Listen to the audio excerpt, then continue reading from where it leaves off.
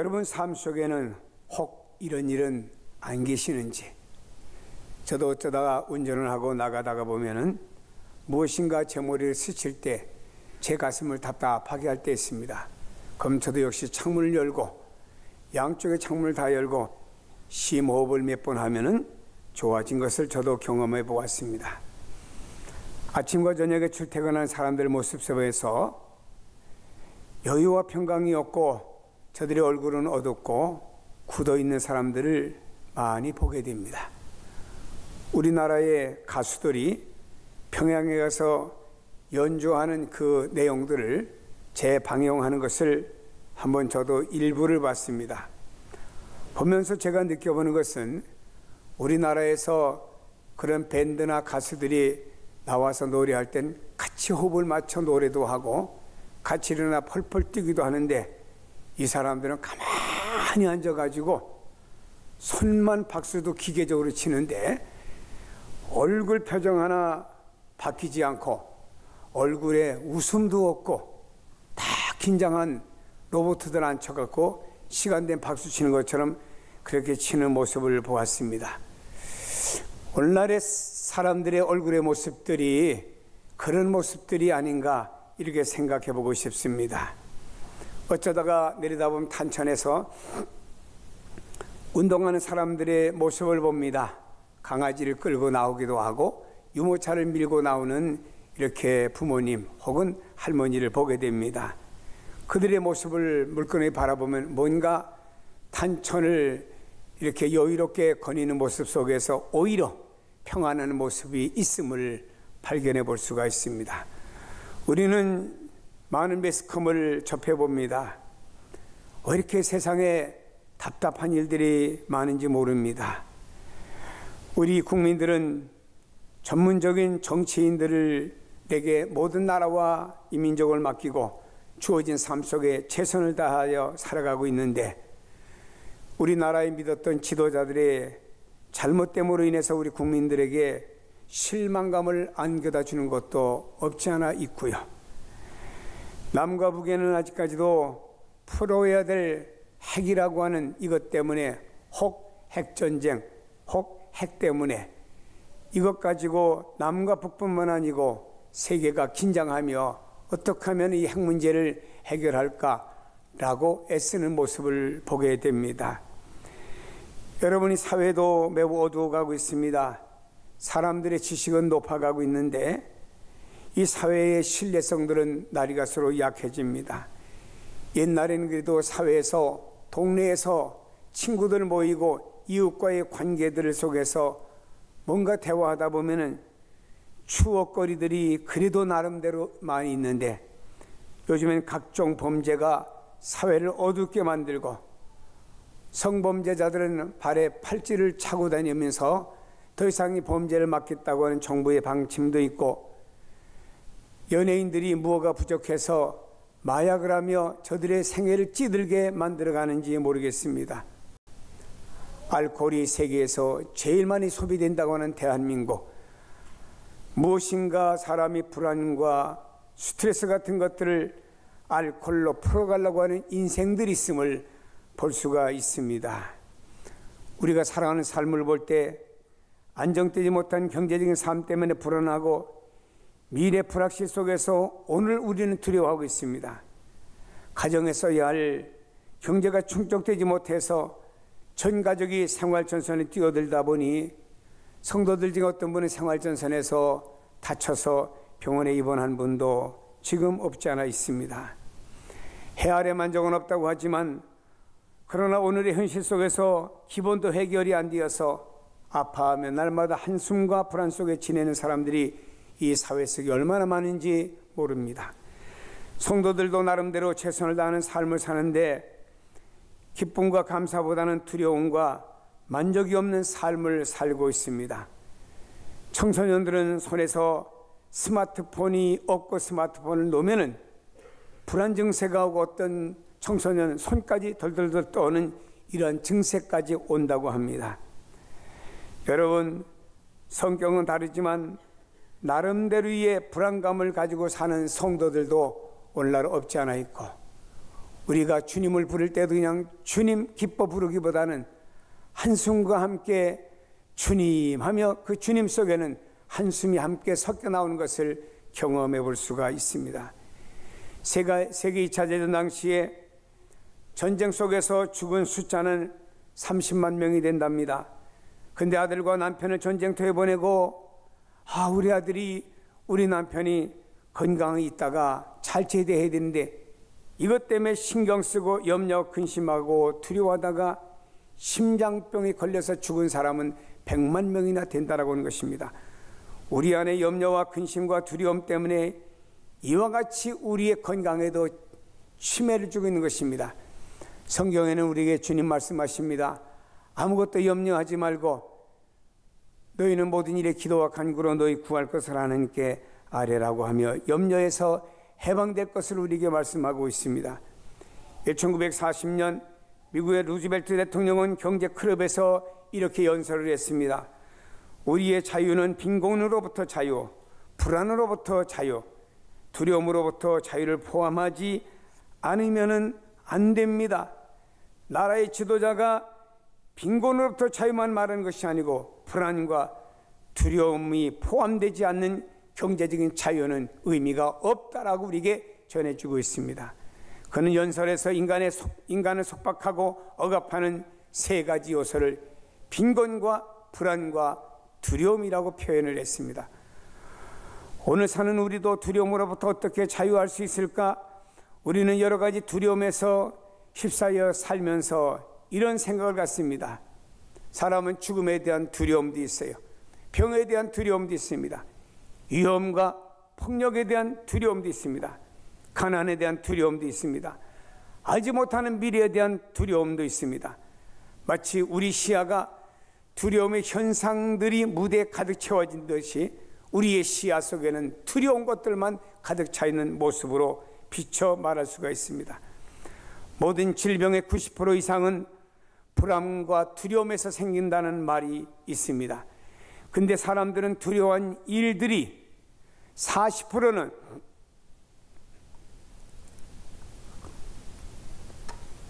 과거 일 때문에 두려워하고 50%는 아직까지 존재하지 않은 미래 때문에 두려워하고 현재 때문에 두려워하는 것은 단 두려움의 10%밖에 안 된다고 했습니다. 그러므로 대부분의 사람들은 두려워하지 않아도 될 내용들을 가지고 오늘 두려워하고 불안하고 있다라고 하는 것입니다. 존 홈킨스 박사는 이렇게 말했습니다. 나는 근심을 가진 사람이 근심 없는 사람보다 더 빨리 죽는 이유를 알지 못하지만 그것은 사실입니다 라고 말했습니다. 현대인들이 가지는 스트레스는 두려움과 걱정이라고 하는 것입니다.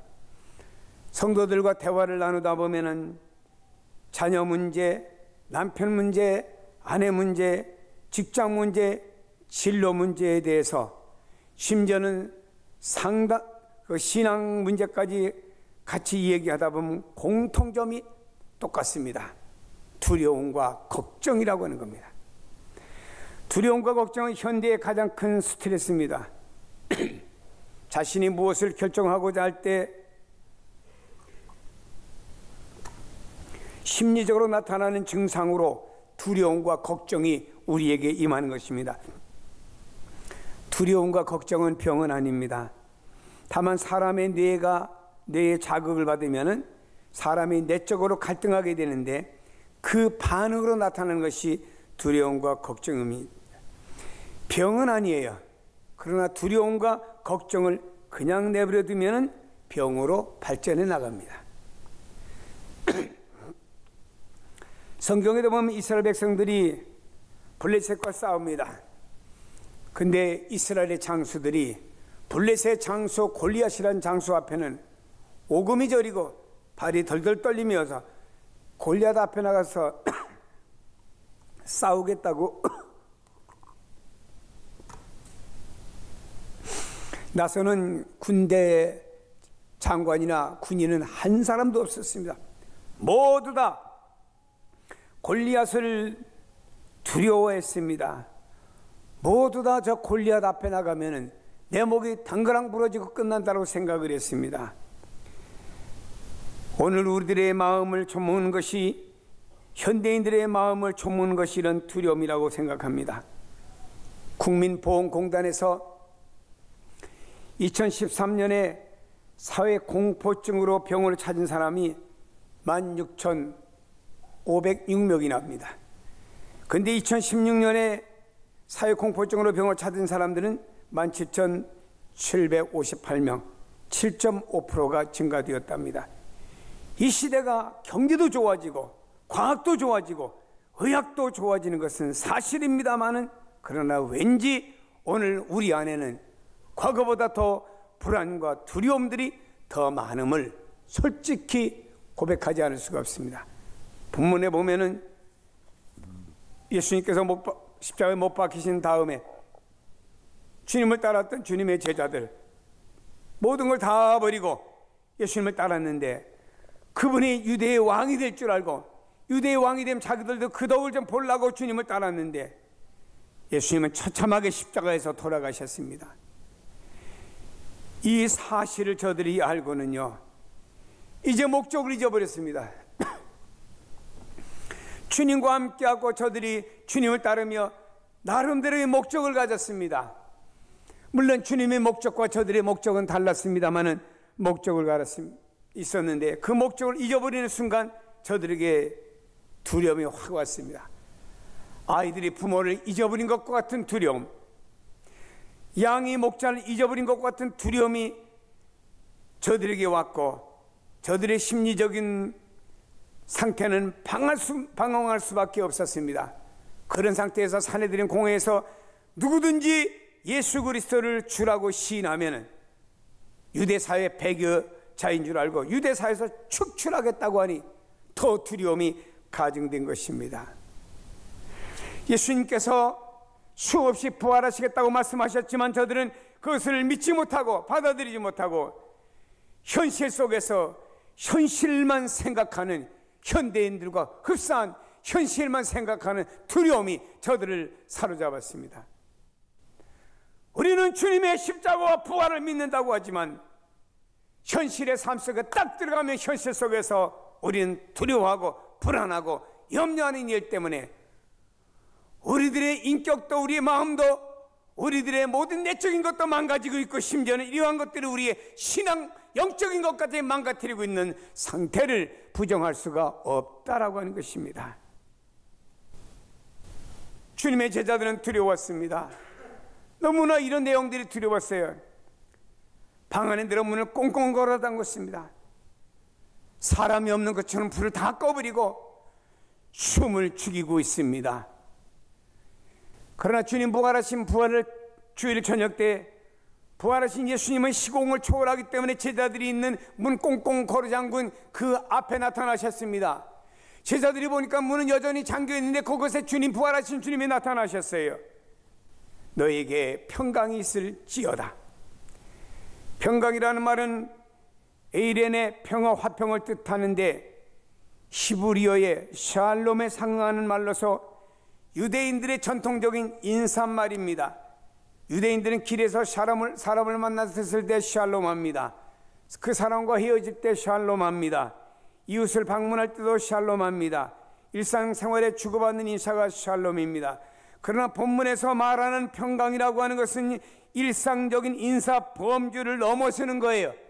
주님의 제자들이 와서 일상적인 인사하기 위해서 너에게 평강이 있을지어다 이런 인사 말한 게 아니라 이 말입니다.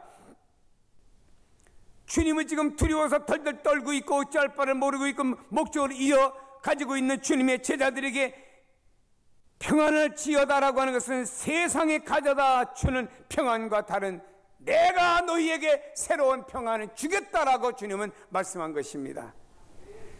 요한복음 14장 27절에 주님은 살아계실 때 평안을 너에게 끼쳐니 나의 평안을 너에게 주노라. 내가 너에게 주는 것은 세상이 주는 것과 같지 아니하니라. 너희는 마음에 근심도 하지 말고 두려워하지도 말라고 주님께서 말씀했습니다. 주님께서 주님의 평안을 우리에게 주시겠다라고 약속했습니다.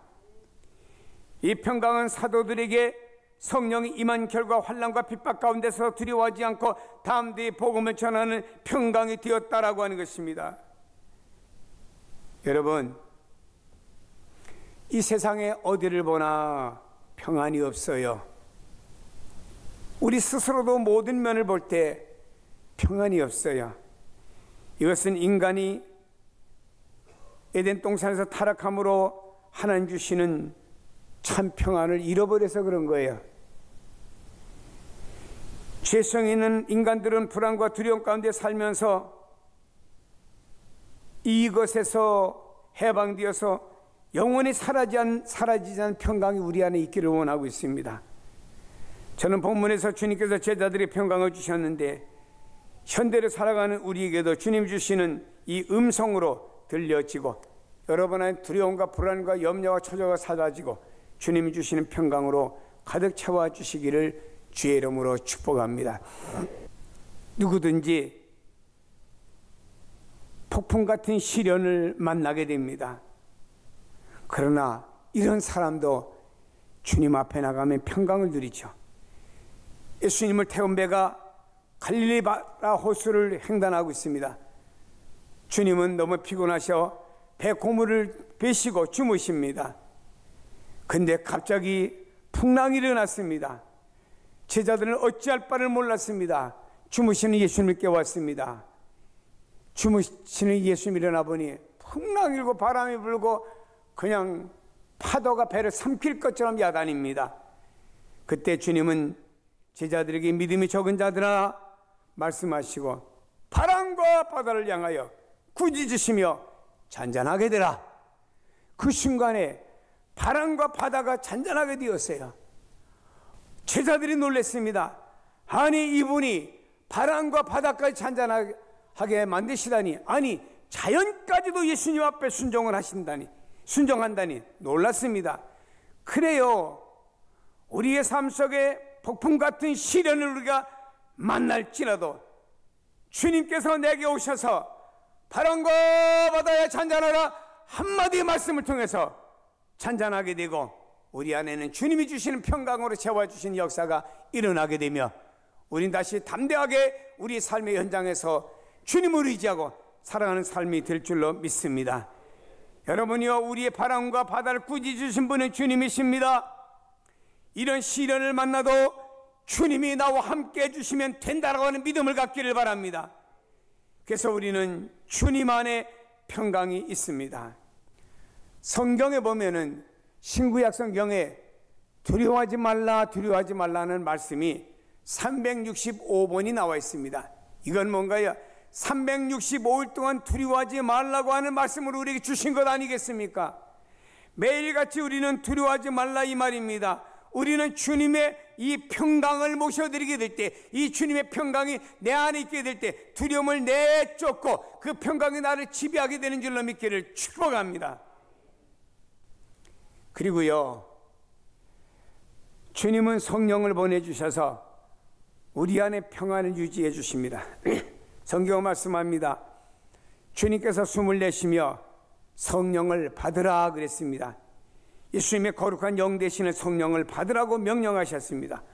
오순절에 성령 충만받은 주님의 제자들 성령 안에서 기뻐했습니다. 핍박도 두려워하지 않았습니다. 성령으로 충만했던 베드로는 말입니다. 감옥에서는 말이에요, 그가 잠을 잘 수가 있습니다. 날이 밝으면 순교할지도 모르는 상황 속에 잠을 자고 있습니다. 어떻게? 성령의 충만을 통해서 성령으로 말미암아 그 안에 주시는 평강이 유지가 되고 있다라고 하는 것입니다. 주님은 생전에 이런 말씀하셨습니다. 요한복음 14장 26절에 보혜사 곧 아버지께서 내 이름으로 보내실 성령, 그가 너에게 모든 것을 가르치고 내가 너에게 말한 모든 것을 생각나게 하시리라. 성령님은 예수님의 이름으로 오신다라고 약속했습니다. 그리고 주님이 가르치신 모든 것들이 생각이 나도록 만들어주신다고 약속했어요. 요한복음 16장 7절에 말씀하고 있습니다. 내가 떠나는 것이 너에게 유익이라. 내가 떠나지 않으면 보혜사가 너에게로 오시지 아니할 것이요 가면 내가 그를 보혜사 성령을 너에게로 보낸다. 예수님이 이 땅에서 십자가 지시고 부활하셔 주님 나라 가셔야만이 이 땅에 보혜사 성령을 보내주신다고 약속을 하신 거예요. 요한복음 14장 17절에 그는 진리의 영이라. 세상은 능히 그를 받지 못하나니 이는 그를 보지도 못하고 알지도 못함이라. 그러나 너희는 그를 아나니 그는 너희와 함께 거하심이니며 또 너희 속에 계심이라. 제자들이 받기로 약속한 성령, 그 성령이 너희 속에 계심이라. 우리 안에 계신다고 말씀했습니다. 오순절 이후의 말입니다. 성령님은 지상 강림하셔서 믿는 자들 속에 성령님이 내주하여 함께 계십니다. 근데 우리의 삶 속에는 왜 성령이 안 계시는 것처럼, 나만이 있는 것처럼 세상을 살아가는 우리들의 모습이 아닌가를 돌아보아야 됩니다. 성령님은 성도들을 진리 가운데로 인도하십니다. 이 성령을 받으라고 그랬습니다. 받으라는 말은 차지하다, 얻다, 받는다의 뜻인데, 여기에서도 발전하여 영접하다, 모시다는 뜻입니다. 성령님을 영접하고 성령님을 모셔드리라, 이 말입니다. 여러분의 이것은 전에 주님을 빼앗겨 십자가에 돌아가신 다음에 제자들은 주님 돌아가셨어, 우리가 믿었던 주님이 돌아가셨어, 우리는 홀로야, 외로워, 힘들어 숨었던 제자들이었습니다. 그래 주님을 배신도 하고 부정도 했습니다. 맡겨진 사역을 감당치 못하는 제자들이 되고 말았습니다. 이제 성령님을 저들에게 보내주셔서 저들의 실패를 막아주고 오히려 사명자로 성령님이 세워주실 것을 말씀하신 것입니다. 여러분이요, 주님이 보내주신 삼위 하나님의 성령이 우리 안에 내주하시니, 내 안에 내주하여 계시니, 이분이 내 안에 내주하셔서 나의 신앙과 나의 사명과 나의 삶을 성령님이 유지해 주시는 거예요. 그러면 우리가 진정한 평안도 내가 어떤 것을 느낌으로 와주는 것이 아니고 내 안에서 성령님이 그 평안을 유지시켜 주실 때 진정한 평안이 넘치게 됩니다. 여러분, 오늘은 부활주일을 맞이한 두 번째 주일입니다. 세상 것 가지고 불안하고 두려워하고 염려하고 좌절하지 마세요. 여러분, 주님이 주신 평강이 여러분의 영혼과 여러분의 생각과 여러분들의 마음과 여러분들의 가정과 여러분의 삶 속에 여러분의 인격 속에 충만하길 주의 이름으로 축원합니다. 두려움을 버리시고 두려움을 쫓아내시고 평강으로 채우세요. 두려움과 물러가라. 나는 하나님이 함께하는 사람이다. 내 안에는 하나님이신 성령이 나와 함께 계신다. 확신을 가지고 고백해야 됩니다. 사죄의 은총이 예수님 안에 있고 그 예수님을 우리가 믿기 때문에 예수님 안에 죄 용서를 받았습니다. 이제 두려움을 내쫓는 평강이 내 안에 이미 들어와 있고 성령님은 언제나 내 안에 내주하시면서 주님이 주시는 평강이 여러분 안에 충만하도록 오늘도 역사하여 주시는 줄로 믿습니다. 이 평강으로 살아가시기를 축원합니다. 이 평강은 두려움을 이기세요. 염려를 이기세요. 불안감을 이기세요. 모든 걸 이기기를 축복합니다.